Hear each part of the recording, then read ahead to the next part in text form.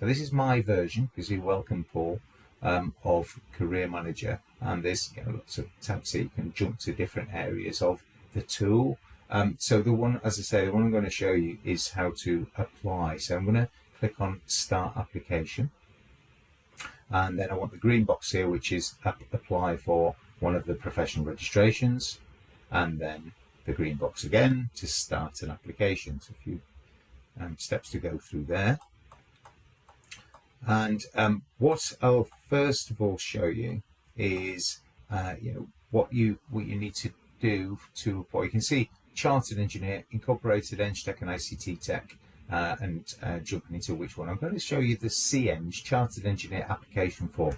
Just bear in mind that Eng Tech and ICT Tech, the application form itself looks almost identical, irrelevant of which one you're applying for. But of course, you're applying against a different competence framework in each case. So in order to view the UK spec framework for, in this example, CEng, you can click on View Framework first. So this will take you to, obviously, the UK spec for CEng. So you've got the A, B, C, D, and E competency areas on the left-hand side here, and then you've got towards the middle, you've got this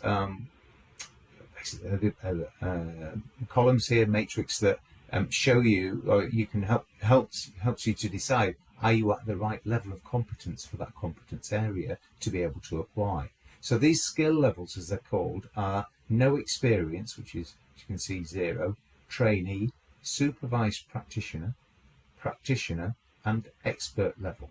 Okay, so the minimum requirement that you're going to need to be at to apply for, in this example, is CEng, of course, is level 3, and that's the same for all the professional registrations. So you've got each of the categories. And so how do you know where you are with each one? Well, if you click on, for example, B1, it'll tell you the skill details on the right hand side of the page here, and if you scroll down, you can see what you're expected to be able to demonstrate to be at each skill level. So level 3 will be there for B1, and level 4 is expert. And of course, you can be expert level as well. That's absolutely fine, but you only need to be to the practitioner level for each one. So if you know that you're level 3 or above for each of the areas of the UK spec, therefore CEng, you know you're ready to apply. You have the right competence levels. Now, if you're not, if you decide, oh, I'm at 1 or 2, then that gives you an indication about where the gaps in your competence are, and perhaps what you need to work on in terms of your development in the near future, so you can get up to the right practitioner level. Okay, so that's one, self-assessed, you're convinced that you're ready to apply, so that's the next thing you need to do. So go to the application form and start filling that out. So there are several sections of the application form, and they are all listed on the left-hand side of the page here. The ones that are compulsory to complete are marked with a red asterisk. Now, the areas that don't have an asterisk are bits you can complete if you have information to add, but you don't need to complete them. These are the bits that you do need to complete. So you get a green tick against each section once you've completed that section. And the first two are already ticked for you, because before you begin, we assume you're going to read that information. And then your personal information is actually pulled through from your membership record for you. So it's already pre-filled. You can edit it there using that button. And then your next one is academic and vocational qualifications. So you can add use the plus sign to open that up, and then add your establishment, roughly the start and completion date of your course or courses. You can add obviously more than one, and then the details of that qualification. Every time you save anything into the application form, doesn't mean to say it can't be changed, but also means when you log out, this is all saved in there. All information you've put in is saved, and you can just come back to it and carry on with the application at a later date. So you save the information in there. So that's academic and vocational qualifications. Now then, the main bit of the application form that's going to take you most time to fill in is your employment history. And this is where most of your, in fact, nearly all of your competence evidence is going to be provided from your description of your employment history.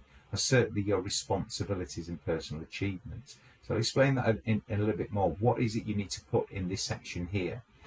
So you've got basically for each job title that you've had since you began in engineering, so you go right back to the beginning, job title, employer name, whether it was permanent, contracted, placement, whatever it was, roughly start and end date. And then you've got this section here, which isn't restricted, this amount of information you can supply.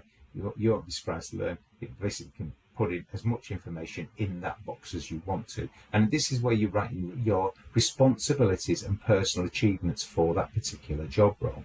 Now, each section of the application form has these little help buttons. So if you click on there, it will give you, open up to the right here, guidance notes on completing this section of the application form. Of course, this is about all about employment history. So let me give you some idea about what are the guidelines for filling in this bit. How do you write the application form? The employment history details that you're going to write in there to explain your competency. So essentially, you should give, and these are detailed in here, but I'm not going to read them verbatim, but you should give it an extended description of the current role or recent period of your employment. So you should talk in detail about perhaps maybe 2 or 3 recent projects or tasks that you had responsibility for. Recent, I'm talking usually from the last 5 years or so in someone's career. That's about the period of time that you give the most detail for your competency evidence. Now, descriptions of earlier career stages, so roles previous to that, may be shorter, with more recent roles being described of course, in more detail, as I've said. Now, it says here, follow the STAR principle to help you kind of tell your engineering story, if you like. And this is S for situation. So what we're talking about there is, detail what was happening that needed your expertise within that piece of work you were doing. The next is T for task. What were you required to do? A is for action, what it was you did, and the R is for result. What was the outcome of what you did? Now, you should also, the guidance notes talk about this as well, you should also speak in the first person all the time when you're writing this evidence in. So it's about I did this and I did that. Don't fall into the trap of putting I was part of a team that did this and that. The competence evidence is obviously about you personally. You can also talk about the value of the piece of work you're describing. So its size, how complex was it? Was it strategically important in some way? So this is all useful information for the assessors. What was your responsibility? Were you working within a particular budget? What resources were needed? What staffing was needed for that piece of work? And be reflective. So what problems did you face? How did you solve them? You can explain that as well if you can. Don't include in your employment history detail any sensitive information in your description that you shouldn't share outside your company. So, our assessors aren't security cleared. They don't sign an NDA. So you should be able to describe what you did and how you did it without the need to do this. So if you speak generally about the details, so no sensitive information is actually provided, is the best way of going about that.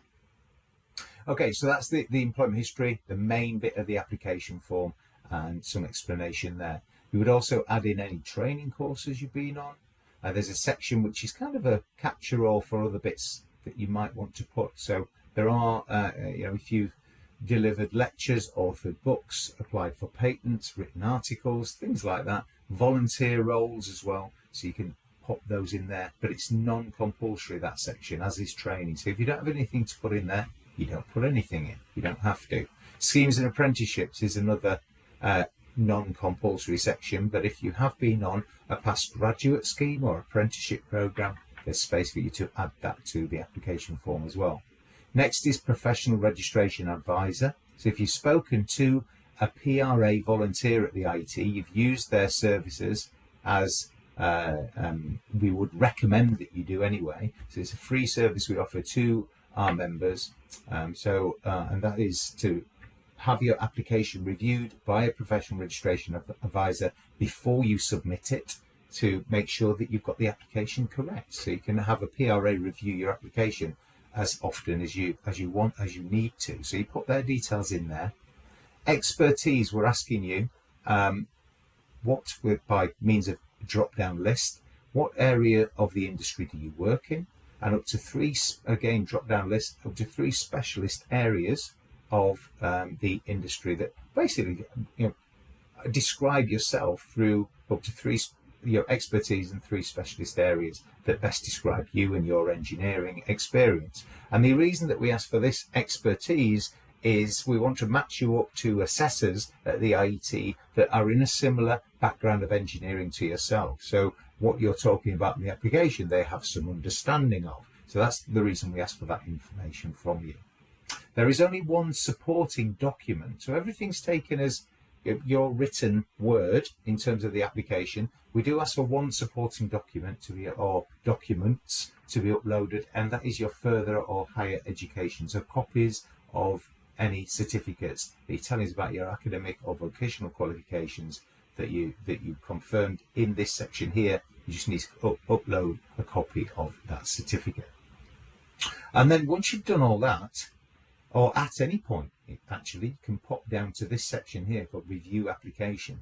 So wherever your application has got to in terms of what you've completed, you can kind of view what the application form looks like on screen here. So that's where you've got to. But you can also download it as a PDF document at any time. Now, this is very useful, obviously, if you want somebody to check and review your application for you before you submit it. So you've got this download draft application. Once you've done all that, so let's assume that you've completed your application, you've had others review it, you're happy with it, you're ready for it to be assessed. The next thing you need to do is have it verified before you submit it for assessment. So what you do is click on this little button here. You've read the recommendations, you're now ready to have your application verified, and that sets your application in place. So once you've done that, you can't change the application anymore. It's the version you're going to send for verification. What is verification? Well, first of all, I can't go to it because it's greyed out. I haven't filled out all the application form or the asterisk bits. So when I do it, it will allow me to do that. So I'll proceed to verification, and what I'll do is fill in an email of someone who is going to provide a reference for my application form. And those people are called supporters. So you're looking for a supporter. Ideally, your supporter will be someone who knows your recent work and is at a higher level of responsibility, maybe in your organization, than you are. And they can be professional registered, but these days they don't need to be. So the supporter could be your line manager, for example, someone like that, or a mentor if you've got one. So that would be the kind of ideal. So that would, when you've provided their email and click submit, it sends them your completed and finished application form for them to read through, and also asks them to complete a short form to provide their reference or verification. Once they've done that, you'll be informed by email that your verification and your reference form is in the system. So you come back into Career Manager, review the application, review the verification, and then you go to this section here, ready to submit. So everything is now in place, everything's ready to be assessed. So when basically then you submit your application, it gets uploaded to the IET, and the assessment actually begins.